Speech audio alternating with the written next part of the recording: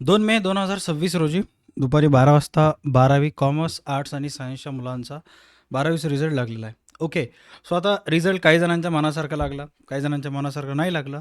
खूप सारे आपल्या चॅनलवर असे स्टुडंट्स होते, की ज्यांना वाटत होतं, की त्यांना इकॉनॉमिक्समध्ये, OCMमध्ये, अकाउंटसारख्या विषयामध्ये चांगले मार्क्स पडायला पाहिजे. काही जणांना पडले, काही जणांना आउट ऑफ पडायचं राहून गेलं. सर्व गोष्टी चालत असतात. ओके. इन बिटवीन दिस आपल्याला एका गोष्टीवर फोकस करावं लागेल, की मागच्या काही वर्षापासून म्हणजे याच वर्षी 10वी-12वीचे पेपर्स जे आहेत ते 10व्यावर चेक होत आहेत. ओके. अगोदरचे टीचर्स कसे होते, की कॉलेजमध्ये बसून, लायब्ररीमध्ये वगैरे, स्टाफ रूममध्ये बसून चेक करत होते. बट आताचे जे आहेत ते 10व्यावर बसून चेक करायलेत, ज्यांचे त्यांचे पैसे आहेत. ओके. सो असं होत असताना काय होतं, की जे हुशार मुलं आहेत त्यांना चुकून कमी मार्क्स पडतात. म्हणजे नापास व्हायचे कामाचे आहेत, ते 1-2 मार्कानं जास्त घेऊन पास होत असतात. कारण ते पेपर जे आहेत ते पेनीच्या ऐवजी अल्कोहोलचं प्रमाण जास्त करून चेक करण्यात येत आहेत. ओके. सो आता अशा परिस्थितीमध्ये जर एखाद्या मुलांना कमी मार्क्स पडले, ओके, आणि त्याला जर आपल्या त्याची जी बोर्डाची जी कॉपी असते ते आपल्याला मागवायचं आहे किंवा त्याचा पेपर रिव्हॅल्युएशनला टाकायचा आहे किंवा रिचेकला टाकायचा आहे, तर हे सर्व करण्यासाठी जी प्रक्रिया आहे ते मी लाईव्ह तुम्हाला सांगणार आहे. ओके. सर्वात पहिला अ, जर पॉसिबल झालं, तुम्हाला जर रिचेक करायचं असेल, रिव्हॅल्युएशन करायचं असेल, तर मेक शुअर करा की तुमच्याजवळ एखाद्या मित्राजवळ लॅपटॉप वगैरे असेल. तर शक्यतो ही प्रोसेस लॅपटॉपवर करा. तुम्ही फोनवर पण करू शकता, पण लॅपटॉपवर सर्व गोष्टी कशा थोडेसे सोपे जात असतात. ओके. तर सर्वात पहिला तुम्हाला महाराष्ट्र स्टेट बोर्ड पुण्याच्या वेबसाईटवर यायचं आहे.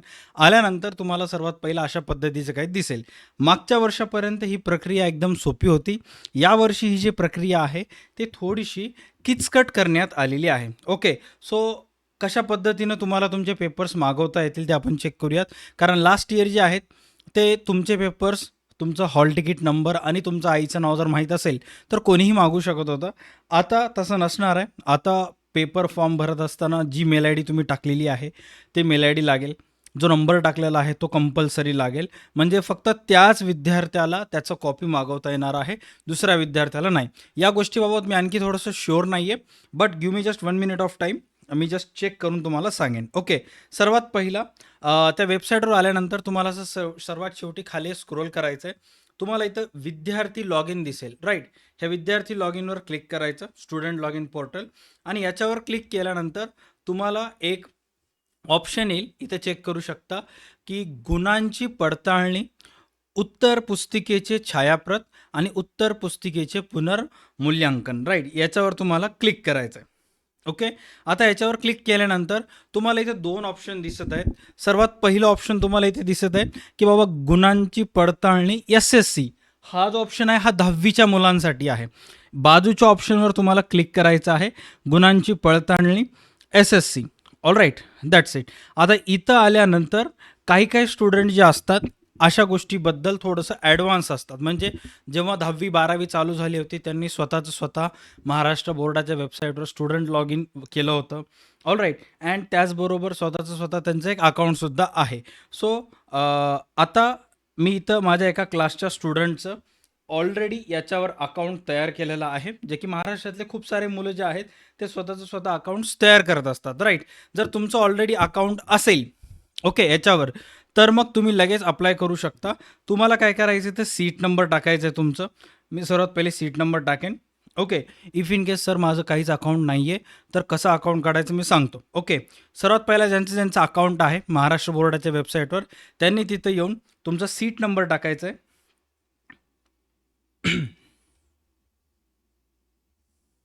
हां.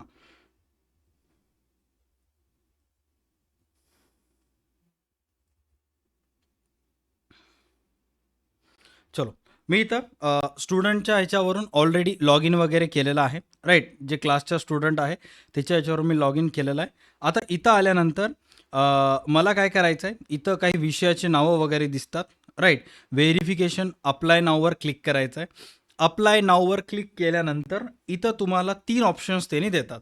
बघा, सर्वात पहिलं ऑप्शन्स काय म्हणालेत, व्हेरिफिकेशन विदाऊट फोटोकॉपी. म्हणजेच काय, की बाबा तुमचं पेपर चेक होईल, बट कुठल्याही प्रकारची तुम्हाला फोटोकॉपी मिळणार नाही. फोटोकॉपी मिळणार नाही म्हणजेच काय, की बाबा चेक केलं, त्याचं काय तुम्ही कसं लिहिलात, काय नाही, हा कुठल्याही प्रकारची फोटोकॉपी तुम्हाला मिळणार नाही.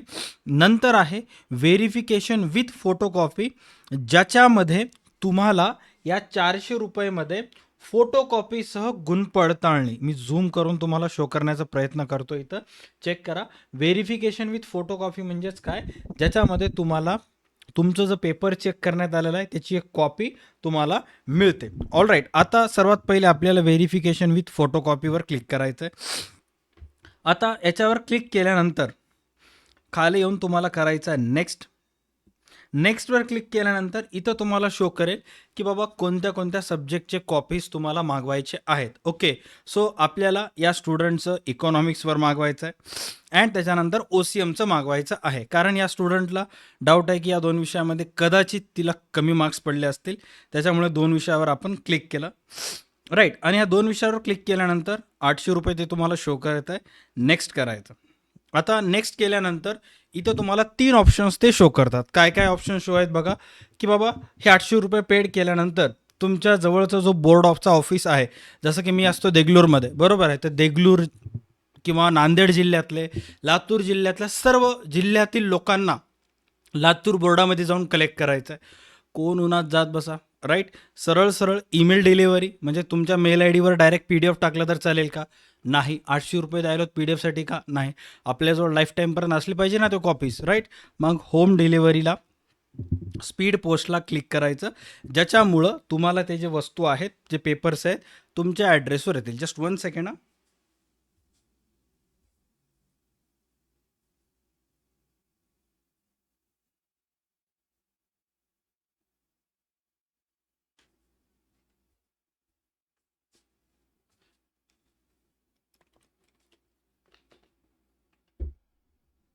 चलो, ओके. होम डिलिव्हरी स्पीड पोस्टवर क्लिक केलं. आता इथं मी ऑलरेडी ॲड्रेस टाकून ठेवलेला आहे, जे पण माझ्या क्लासचं वगैरे ॲड्रेस आहे ते सर्व प्रॉपर इथं टाकून टाकलेलं आहे. And proceed to payment, right. याच्या प्रोसीड टू पेमेंटवर क्लिक करायचं. अँड इथं तुम्हाला विचारते की बाबा हे 800 रुपये आहेत, ते तुम्ही कसं पेड करणार, राईट. तर पे INR ₹800 through UPI QR codes. आता इथे जे पेमेंट आहे ते UPI QR कोडच्या सहाय्यानं मी पेमेंट करणार आहे, आणि 803 रुपये ते मागत आहेत. 3 रुपये जे आहेत ते इंटरनेट हँडलिंग चार्जेस वगैरे असतात, राईट. आता इथं बँक ऑफ बरोडाचं तुम्हाला QR कोड आलेला आहे, राईट. हां, गव्हर्नमेंट SP@board MP असं यायला आहे तिथं. 803 रुपये पे. आता सपोज पेमेंट करत असताना सपोज तुमच्या ह्याच्यातून पैसे कटले अँड त्याच्यानंतर त्या समोरच्या पार्टीला गेले नाहीत, तर मग तुमचं पेमेंट फेल झालं समजा, तर ॲटोमॅटिक तुम्हाला पैसे वापस येतात. बट आता इथं स्टुडंटचं जे पेमेंटचं आहे ते सक्सेसफुल झालेलं आहे. मी तुम्हाला शो करतो इथं, 1 सेकंड. राईट, इथं सर्व डिटेल्स वगैरे सर्व गोष्टी आलेल्या आहेत. जस्ट मी आता डाउनलोड काय करणार, डाउनलोड PDF करणार, दॅट्स इट. आता हा PDF माझ्याजवळ झाला डाउनलोड, अँड आता माझ्या रजिस्टर्ड ॲड्रेसवर मला त्याची प्रत प्राप्त होईल. ऑल राईट, इथंपर्यंत क्लिअर झालं सर्व स्टुडंट्सला.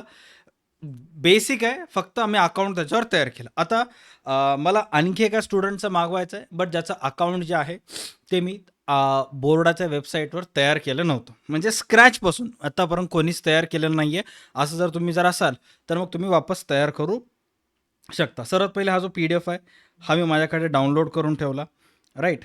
That's it. आता वापस आपण जाऊयात मेन पेजपासून. ओके, मग इथून आपण स्टार्ट करूयात. आता तुम्हाला व्यवस्थित एक पेन कागद घ्या, जेणेकरून तुम्हाला लिहिता येईल. जस्ट 1 सेकंड, या साईडनं सेकंड.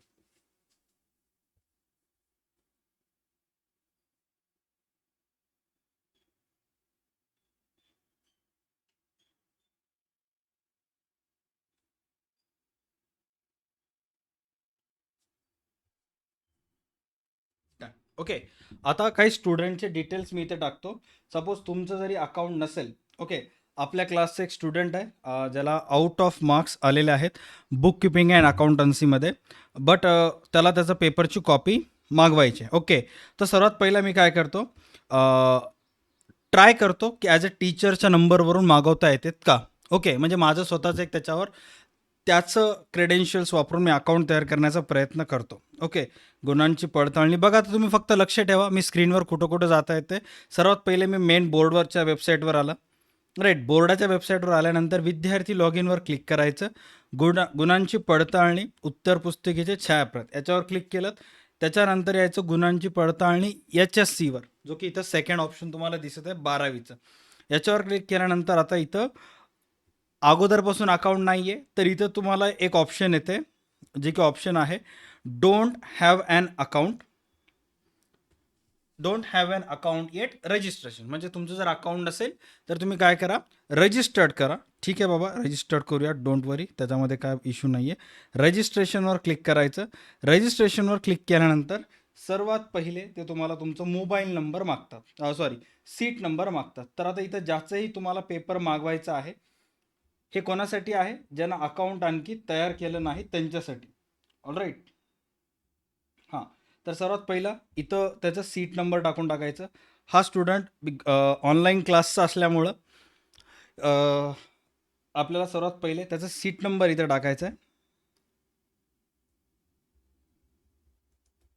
हां. त्याच्यानंतर त्याच्या आईच्या नावाचे सुरुवातीचे 3 अक्षर, नसेल तर तुम्ही त्याच्याऐवजी काहीही टाईप करू शकता 3 वेळेस एक्स, बट आपण पूर्ण नाव इथं सबमिट करूयात. ओके. हां. आता इथं स्टुडंटचं नाव आलं, मोबाईल नंबर व्हेरीफाय करा म्हणत आहे. आता इथं सर्वात पहिले आपण काय करूयात, की स्टुडंटचा नंबर न टाकता मी माझ्या क्लासचा नंबर टाकतो. ओके. मी तिथं काय करणार, माझ्या क्लासचा नंबर टाकणार.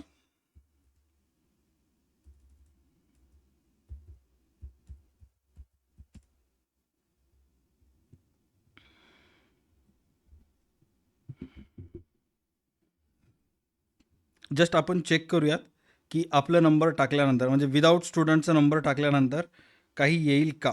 ओके.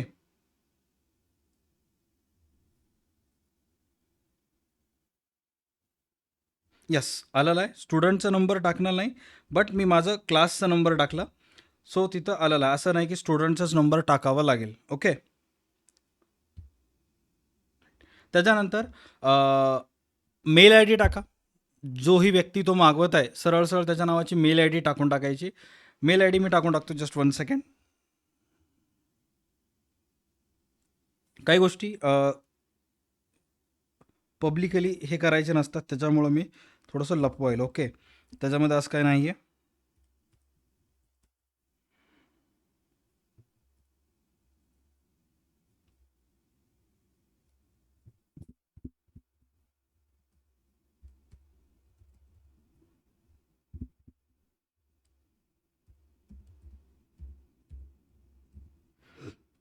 फक्त मला व्हेरीफाय करू दे. ओके. मेल आय डी जी मी टाकलेली आहे ते डन. आता जे मेल आय डी तुम्ही टाकलात त्याच्यावर सुद्धा तुमचे कोड येईल. आयडर स्टुडंटचा असू दे किंवा नसू दे, और दुसरा कोणाचा असू दे, बरोबर आहे. फक्त फोन नंबर आणि मेल आय डी एक वेळेस ते टाकून ते तुम्हाला व्हेरिफिकेशन कोड पाठवतात. ओके. सो मी आता जस्ट चेक करतो की मला व्हेरिफिकेशन कोड आला आहे का. येस, मला व्हेरिफिकेशन कोड आलेला आहे.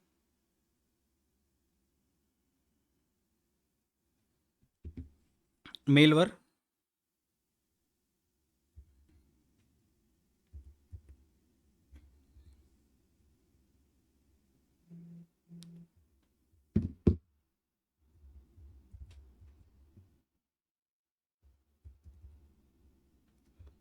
नॉर्मल पासवर्ड ह्याच्यामध्ये काय असं तुमचे फोटो वेटो काहीच नसतात, नॉर्मल असतं. ओके.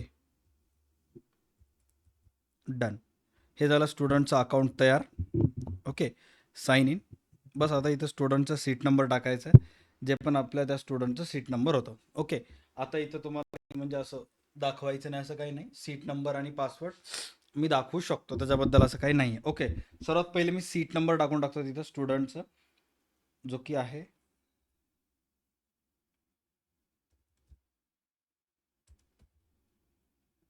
And password. पासवर्ड बघू शकता तुम्ही. डन. हे झालं साइन इन.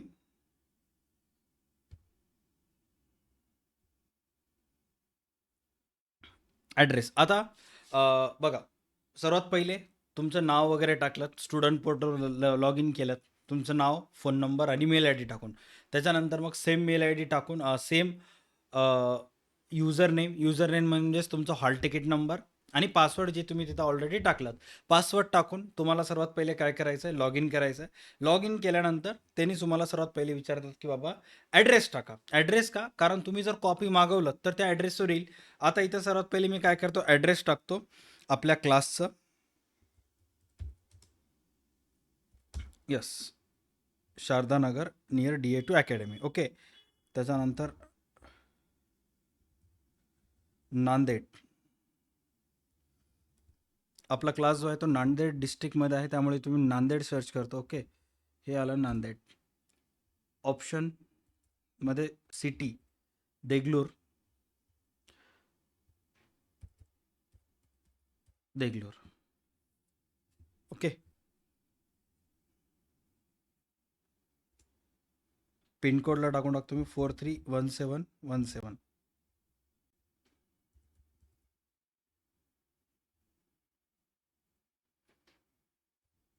डन. हे सर्व गोष्टी झाल्या क्लिअर, राईट. ओके, त्याच्यानंतर आता मी येणार verification. Apply now. Yes, verification with photocopy. एका विषयाला 400 रुपये ते घेतात. नेक्स्ट करायचं. कोणत्या सब्जेक्टची पाहिजे भाई? आपल्याला अकाउंट्समध्ये ह्याला आउट ऑफ आहे, त्यामुळे याचं अकाउंटचं कॉपी मागवायचं आहे. All right, done. Just 1 second ना, मी त्या पर्टिक्युलर स्टुडंटला कॉलवर घेतो आणि मग त्याला विचारतो की असं असं मागवायला. ओके, नाहीतर ते वेगळंच होऊन जाईल. ओके, जस्ट 1 सेकंड, मी त्याला कॉल करतो आणि लाईव्ह कॉल करायला, असंही नाही की थोड्या वेळानं. ओके,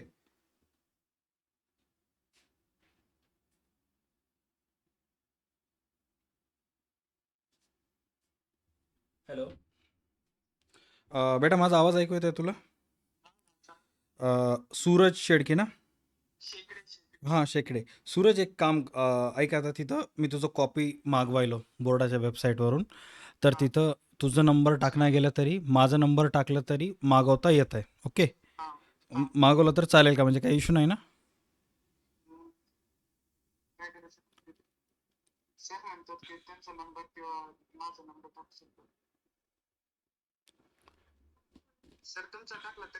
हां, मग काय प्रॉब्लेम नाही आहे. मी मागून घेतोय अँड पेमेंट करून टाकतो मी. हां, चालेल. Done done done. हां, त्याच्यामध्ये काय होतं, हे फक्त आपण काय करवलं, बोर्डाकडून तुझ्या पेपरची कॉपी मागवायला. हां, त्याच्यामध्ये आता 100 पैकी 100मध्ये मार्क वाढवणार नाही. जस्ट ते तुझ्याजवळ एक प्रूफ असते की बाबा मला अकाउंट्समध्ये चांगले मार्क्स पडले होते म्हणून. ओके, तुला आणखी कशामध्ये कमी मार्क्स पडले असं वाटते का? कारण आता हां,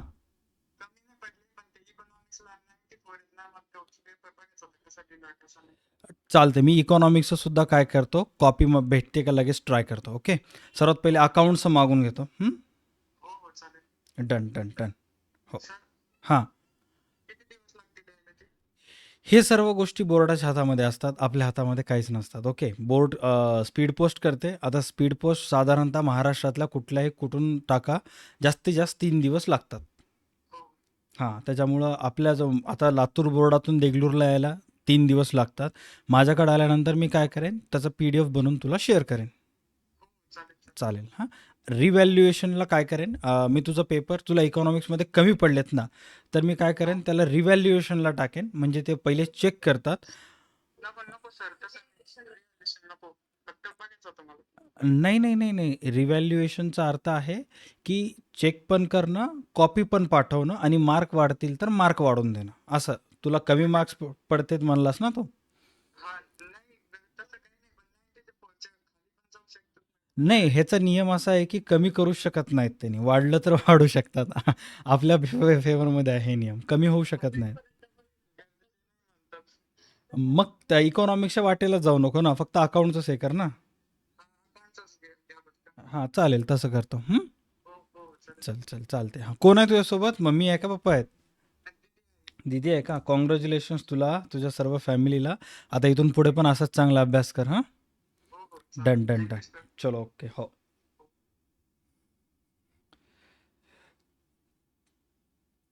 चलो इकॉनॉमिक्सचं त्याचं कॅन्सल झालं, नो वरीज. बट आता मी माझ्या पद्धतीनं स्वतः तर मागू शकत नाही ना, कारण त्यांची फॅमिली स्वतः तो नो म्हणत आहे, तर मी काय करू शकत नाही त्याला. डन. सो आता हे होम डिलिव्हरी पाहिजे आपल्याला या पर्टिक्युलर ऑर्डरची, तर त्याच्यावर मी होम डिलिव्हरीवर क्लिक करतो. ओके, हा माझ्या ॲड्रेसवर येऊन जाईल आणि मग माझ्या ॲड्रेसवर आल्यानंतर मी त्याला सेंड करेन. ओके, चलो आता मी ते लगेच पेमेंट करायलो. Yes, pay through QR codes. Okay.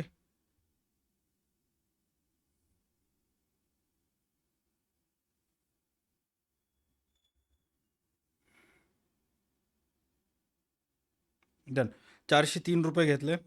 तेच प्लॅटफॉर्म पे, internet handling charges and all that. Payment झाली. याच्यासुद्धा कॉपी लगेच तुम्हाला PDF फॉर्ममध्ये मिळून जाईल. All right. आय होप तुम्हाला सर्व गोष्टी क्लिअर झाले असतील की कशा पद्धतीनं पेपर मागवायचे असतात, काही नाही. आता तुम्ही सुद्धा करू शकता. हां, बघा, पेपर मागवणं, त्याच्यानंतर कॉलेजच्या सरांना दाखवणं, त्याचे मार्क वाढवून घेणं, ही थोडी किचकट, वेळ खाऊ आहे. टाईम घेते 2 दिवस 3 दिवस, असं नाही की लगेचच्या लगेच वगैरे भेटतात. बट गॅरंटीड मार्क वाढतात. मी 20-20, 25-25 मार्क वाढवलेले मुलांचे वाढलेले बघलेले आहेत. All right. असं त्याच्यामध्ये घरीत करू नका की अनेक जणांच्या फॅमिलीला काय वाटते किंवा मुलांना काय वाटते, कोण या फंद्यात पडा किंवा कोण ह्या चक्करमध्ये पडा. राईट. माझे मार्क्स कमी झाले तर भाई, मार्क्स कमी होत नाहीत, वाढतात, पण मार्क्स कमी होत नाही. त्याच्याबद्दल एकदम बेफिकीर राहायचं, काळजी घ्यायची नाही, टेन्शन घ्यायचं नाही, चिल राहायचं. मार्क्स कमी होत नाहीत. ओके. बट मार्क्स वाढले, 20-30 मार्क्स जर वाढले तुमचे, 20 मार्क्स जरी वाढले, इज इक्वल्स टू 3%, 3% वाढल्यासारखं आहे. All right. त्याच्यामुळं अशा गोष्टी जर करत असाल तर घाबरायचं नाही, बिंदास फेस करायचं. आणि इवन फॅमिलीनं सुद्धा मुलांना अशा गोष्टीला सपोर्ट केलं पाहिजे. All right. की त्याला जाऊ नको, पैसे खर्च करू नको म्हणता कामा नाही. त्यालासुद्धा या चक्करमध्ये पडू द्या. त्यालासुद्धा कळायला पाहिजे की अशा गोष्टी किती महत्त्वाच्या असतात, किती किचकट असतात. कारण इथून पुढे त्याला आयुष्यामध्ये सुद्धा ह्या सर्व गोष्टींना फेस करावं लागणार आहे. तुम्ही जर सगळे त्याला असं सपोर्ट, म्हणजे चांगलेच गोष्टी कर, ज्याच्यामध्ये तुला काही मार लागणार नाही, हे नाही ते नाही, एकदम असं प्रोटेक्टिव्ह गोष्टीच कर. असं काही करू नका. जाऊ द्या, त्याला भिडू द्या, थोडंसं पाण्यामध्ये ढकला, मार लागू द्या. जखम कशी असते, दुःख असं असतं, त्याला थोडंसं सहन करू द्या. All right. तुम्ही सुद्धा पोरांनी अशा गोष्टीबद्दल भियायचं नाही, बिंदास राहायचं, नळायचं, भिडायचं. मार्क्स कमी पडले, माझे सगळे मित्र पास झाले, मी एकटा नापास झालो म्हणून पलंगावर बसून गुडघ्यात मुंडी घालून बसायचं नाही. थोडंसं बाहेर या, भिडा, मोकळ्या मनानं सर्वांना फेस करा. राईट. ताण घ्यायचं नाही, एकदम बिंदास भिडायचं. फक्त मार्क्स कमी पडले, दुसरं तिसरं काही झालेलं नाही आहे. All right. Done. I hope हा जस्ट माझा एक छोटासा प्रयत्न होता त्या मुलांसाठी की ज्यांना पेपर रिचेकला टाकायचा, गुणपडताळणीला टाकायचा. ओके. आता जर मी ह्याची कॉपी मागवली म्हणून मला 400 रुपये द्यावं लागले. ओके. मला जर रिचेक करायचं, 50 रुपयाचंच मी स्कॅनरनं पेमेंट केलं असतं. ओके. डन. आणि पेमेंट जरी एखाद्या एक वेळेस फेल झाली तर 6 ते 7 वर्किंग डेजमध्ये तुमच्या अकाउंटमध्ये पैसे परत येतात. राईट. ह्याच्यामध्ये इथं मी पेमेंट करत असताना बघितलेलं आहे, जो मिडल मॅन आहे ह्याच्यामध्ये, तो रेझर पे आहे. रेझर पे म्हणजेच काय काम करतं सांगतो. आता सपोज माझं हे फोन नंबर आहे. ओके. माझं अकाउंट SBIमध्ये आहे. तर SBI पैसे रेझर पेच्या सर्व्हरवर टाकतं. रेझर पे ते पैसे जे आहेत, बोर्डाचं जे अकाउंट बँक ऑफ बरोडामध्ये आहे, तिथं पैसे टाकतं. All right. आता होते काय की माझ्या SBIमधून रेझर पेला पैसे गेले आणि तिथून जर पैसे बँक ऑफ बरोडा म्हणजे बोर्डाच्या अकाउंटमध्ये जात असताना काही ना काही प्रॉब्लेम आला, नेटवर्क इश्यू आला, तर मग काय करतात, 5 मिनिटाचा टायमर आहे पेमेंटसाठी. राईट. आणि मग ते जर पेमेंटमध्ये स्टक झाली तर बोर्ड काय करते, पेमेंट फेल म्हणते. आता बोर्ड म्हणते आमच्याकडे पैसे आले नाहीत, मुलगा म्हणतो आमच्याकडून पैसे गेले, करायचं काय, तर ते पैसे आहेत रेझर पेकडे. आणि रेझर पेड एवढा ट्रस्टेड बँड इंडियामध्ये कोणताच नाही आहे. ते लगेच म्हणता 7 दिवस 2 दिवसाच्या आत तुमच्या अकाउंट्समध्ये पैसे ट्रान्सफर करतात. राईट. त्याच्याबद्दल ताण घ्यायचं नाही. इवन जेवढेही ऑल ओव्हर इंडियामध्ये जे कोचिंग ॲप्स आहेत, त्यांचेसुद्धा पैसे रेझर पेमधूनच ट्रान्सफर होत असतात. राईट. त्याच्यामुळं ताण घ्यायचं नाही. ओके. डन. तर आजच्या ह्या सेशनसाठी एवढंच. बिंदास. कमी मार्क्स आले तर पेपर रिचेकला टाका, मार्क वाढून भेटतात. तुमचे वाढलेले मार्क्स म्हणजे धाब्यावर बसून पेपर चेक करणाऱ्यांच्या कानफाडीत लगावल्यासारखं आहे. All right. Done. Tata bye bye, take care. आणि इवन इफ एखाद्या कॉलेजचे टीचर्स हा व्हिडिओ बघत असेल तर रिस्पेक्टेड सर, तुम्हाला रिक्वेस्ट आहे, तुम्ही कॉलेजचे टीचर्स आहात, मुलांचे पेपर्स चेक करण्यासाठी, रीचेकसाठी आले, तर कृपया करून त्यांना कोऑपरेशन करा, सपोर्ट करा, त्यांना सहकार्य करा, कोऑपरेट करा त्यांना, जेणेकरून अगोदरच ते मुलगा टेन्शनमध्ये आहे. वर्षभर तुम्ही त्याला प्रॅक्टिकलच्या मार्कानं डसवलंत, राईट? परीक्षेच्या टाईमला तुम्ही फोन उचललं नाहीयेत, त्यांना सपोर्ट केला नाही. ॲट दिस या मोमेंटला जेव्हा तो मेंटली खचलेला असतो, त्याला आता तरी धीर द्यायचं काम करा. आता तरी त्याला डवचू नका, राईट? हे सगळ्याच सरांसाठी नाहीये, बट जे काही मोजके टीचर्स जे बघत आहेत व्हिडिओ, त्यांना बरोबर माहिती आहे की मी कोणाला बोलायला होतो. Okay, done. या सेशनसाठी एवढंच. भेटूयात पुढच्या क्लासमध्ये. बाय, टेक केअर आणि स्टे कनेक्टेड.